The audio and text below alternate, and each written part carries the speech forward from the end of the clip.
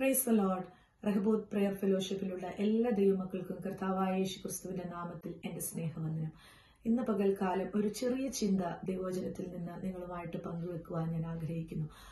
എന്റെ ഇന്നത്തെ ഷോർട്ട് മെസ്സേജിന് ഒരു ടൈറ്റിൽ ഞാൻ കൊടുക്കുവാൻ ആഗ്രഹിക്കുന്നത്, നമ്മളുടെ നിരാശകളിൽ നമ്മോട് കൂടെ ചേർന്ന് നടക്കുന്ന ഒരു ദൈവം. അതിനാധാരമായി ബൈബിളിൽ നിന്ന് ലൂക്കോസ് 24:13-14 വാക്യം ഞാൻ വായിക്കുവാൻ ആഗ്രഹിക്കുകയാണ്.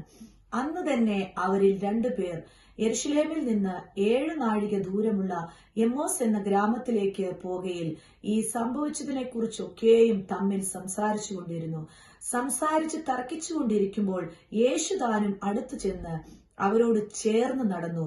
അവനെ അറിയാത്തവണ്ണം അവരുടെ കണ്ണ് നിരോധിച്ചിരുന്നു. പ്രിയ ദൈവമക്കളെ, ഈ വചനം എല്ലാവർക്കും അറിയുന്ന ഒരു വചനമാണ്. ക്ലെയോഫാവും മറിയെ പറ്റിയാണ് ഈ വചനത്തിൽ വ്യക്തമായി നമ്മൾക്കറിയാൻ പറ്റുന്നത്.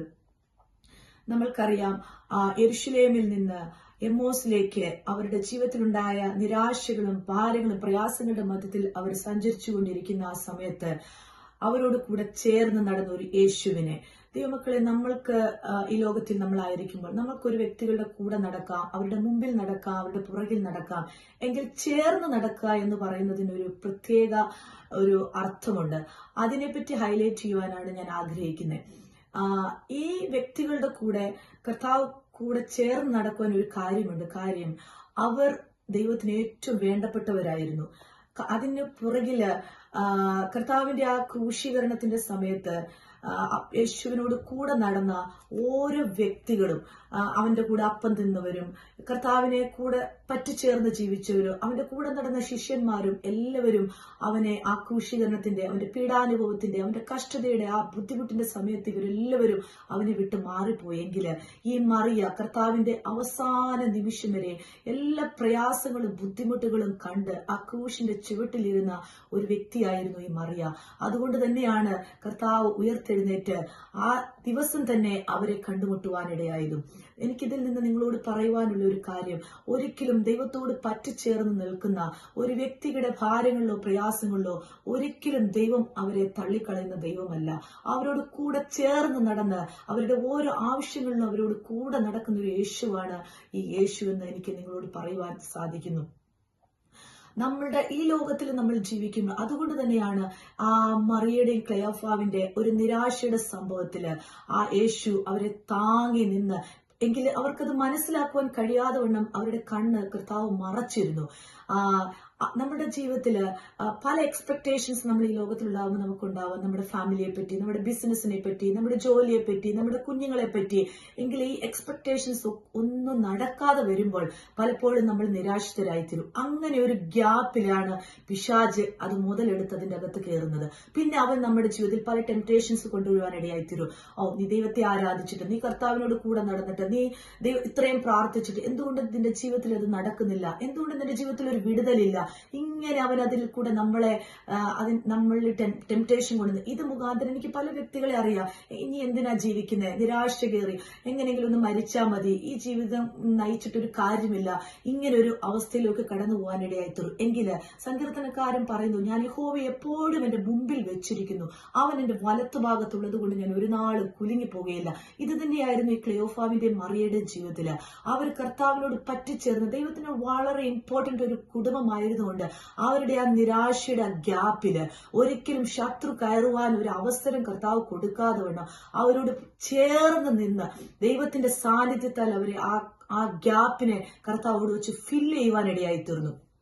ആകയാൽ എനിക്കിന്ന് നിങ്ങളോട് പറയുവാനുള്ളത്, നമ്മുടെ ജീവിതത്തിൽ പലപ്പോഴും നമ്മൾ ആഗ്രഹിക്കുന്ന എന്തെങ്കിലും കാര്യങ്ങൾ, ഇന്ന് ഈ വചനത്തിൽ കൂടെ എന്നെ ശ്രവിക്കുന്ന, ഇല്ലേ ഇത് കേൾക്കുന്ന ഏതെങ്കിലും വ്യക്തികള് ഭാരങ്ങളോ പ്രയാസങ്ങളോ നിരാശകൾ കൂടെ പല എക്സ്പെക്ടേഷൻസ് നടക്കാതെ വന്ന് ഇനി ഒരിക്കലും അത് സാധിക്കില്ലെന്ന് ചിന്തിക്കുന്ന ഏതെങ്കിലും വ്യക്തികൾ എന്നെ കേൾക്കുന്നുണ്ടെങ്കിൽ എനിക്ക് വ്യക്തമായി നിങ്ങളോട് ദൈവത്തിന്റെ വചനത്തിൽ നിന്ന് പറയുവാനുള്ളത്, നിങ്ങൾ ദൈവത്തിൽ ആശ്രയിക്കുന്ന വ്യക്തിയാണോ, കർത്താവിന്റെ നാമത്തിന് വേണ്ടി ഒരു ചെറുവേ വിരലെങ്കിലും അനക്കിയിട്ടുണ്ടോ? ഇല്ലെങ്കിൽ ഒരു കർത്താവിന്റെ നാമത്തിന് വേണ്ടി എന്തെങ്കിലും നിങ്ങളിൽ കൂടെ ചെയ്തിട്ടുണ്ടോ? ഒരിക്കലും നിങ്ങളെ തള്ളിക്കളയുന്ന യേശുവല്ല. ആ കർത്താവിന് ഏറ്റവും അടുത്തിരുന്ന ഒരു ഭവനമായിരുന്നു മറിയയുടെയും മാർത്തയുടെയും ലാസറിന്റെ ഭവനം. എങ്കില് ആ അവസാന നിമിഷം അവരുടെ ആ എല്ലാം നഷ്ടപ്പെട്ടു, മരിച്ച് നാറ്റം വെച്ച് 4 നാളായപ്പോഴും ആ മറിയയും മാർത്തയും കർത്താവ് തള്ളിക്കളഞ്ഞില്ല. അവർക്ക് വേണ്ടി അവിടെ ഇറങ്ങി വരുവാൻ ഇടയായി തീർന്നു. ആകയാൽ എനിക്ക് ഇന്ന് നിങ്ങളോട് പറയുവാനുള്ള ഒരു കാര്യം, നിങ്ങളുടെ ഏത് പ്രതിസന്ധിയുടെ മധ്യത്തിലോ ശത്രുവിന് ഒരു ഇടം വരുത്താതെ വേണം. ദുഷ്ടനായ ശത്രു അവൻ ആരെ വിഴുങ്ങേണ്ടെന്ന് അലറുന്ന സിംഹം എന്ന പോലെ ഊടാടി സഞ്ചരിക്കുമ്പോൾ അവന് നിങ്ങളുടെ ജീവിതത്തിൽ ഒരിക്കലും ഒരു അവസരം കൊടുക്കാതെ വേണം. കർത്താവ് ഇപ്രകാരം പറയുന്നു, അവൻ എന്നോട് പറ്റിയിരിക്കിയാൽ ഞാൻ അവനെ വിടുവിക്കും, അവൻ എന്റെ നാമത്തെ അറിയിയാൽ ഞാൻ അവനെ ഉയർത്തും, അവൻ എന്നോട് വിളിച്ചപേക്ഷിക്കും, ഞാൻ അവന് ഉത്തരമരുളും, കഷ്ടകാലത്ത് ഞാൻ അവനോട് കൂടെയിരിക്കും, ഞാൻ അവനെ വിടുവിച്ച് മഹത്വപ്പെടുത്തും. എന്റെ ദൈവമക്കളെ, എനിക്ക് നിങ്ങളോട് ഇന്ന് പകൽക്കാലം പറയുവാനുള്ളത്, ദൈവത്തോടൊന്ന് പറ്റിച്ചേർന്ന് ജീവിക്കുവാൻ, ദൈവത്തെ മുറുകെ പിടിച്ച് ജീവിക്കുവാൻ നിങ്ങൾ ആഗ്രഹിക്കുന്നുവെങ്കിൽ 4-ാം വ്യാമത്തിലും നിങ്ങൾക്ക് വേണ്ടി ഇറങ്ങി വരുന്ന ഒരു യേശു ഇന്ന് നിങ്ങൾക്ക് വേണ്ടി ജീവിക്കുന്നു. ആകയാൽ ഒരിക്കലും ജീവിതത്തില് ഗിവപ്പ് ചെയ്യാതെ, തളർന്നു പോകാതെ, നിരാശപ്പെട്ടു പോകാതെ, എന്റെ യേശു, എന്നെ ശക്തനാക്കുന്ന എന്റെ യേശു മുഖാന്തരം ഞാൻ സകലത്തിനും മതിയാകുന്നു എന്ന് പറഞ്ഞുകൊണ്ട് ആ കർത്താവിന്റെ വരവിന് വേണ്ടി ദൈവത്തിന് ഇന്ന് ഇതെല്ലാം വിട്ടുപോകുന്ന ഒരു ദിവസം, എന്നും നമ്മൾക്ക് യുഗായുഗമായി അപ്പനോട് ചേർന്നിരിക്കുന്ന ഒരു ദിവസം വരെയും ആ ദിവസത്തിന് വേണ്ടി എന്തെല്ലാം പ്രതിസന്ധികൾ വന്നെങ്കിലും അവിടെയൊന്നും തളർന്നു പോകാതെ ക്രിസ്തുവിനെ മുൻപ് നിർത്തി അവിടെ ആ രാജ്യത്തിൽ എടുക്കപ്പെടുന്നവരായി തീരാമെന്ന് ഞാൻ നിങ്ങളെ ഈ വചനത്തിൽ കൂടെ പ്രാർത്ഥിക്കുകയും ആശംസിക്കുകയും നയിക്കുകയും ചെയ്യുകയാണ്. ഒരു വാക്ക് നിങ്ങൾക്ക് വേണ്ടി പ്രാർത്ഥിക്കുവാൻ ആഗ്രഹിക്കുന്നു.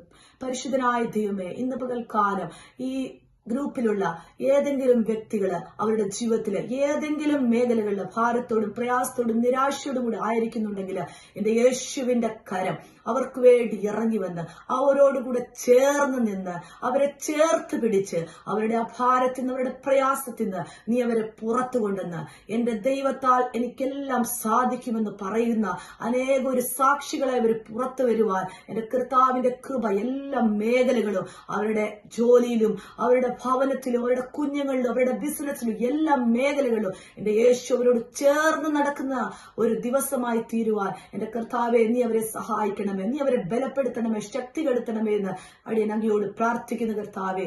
ഈ വചനത്താൽ ഓരോ ദൈവമക്കളെ സ്വർഗം അനുഗ്രഹിച്ചാട്ട്, കർത്താവിന്റെ വരവിന് വേണ്ടി ഒരുക്കിയാട്ട് നാഥ. പ്രാർത്ഥന കേട്ടതിനായി സ്തോത്രം, യേശുവിൻ നാമത്തിൽ തന്നെ. ആമേൻ.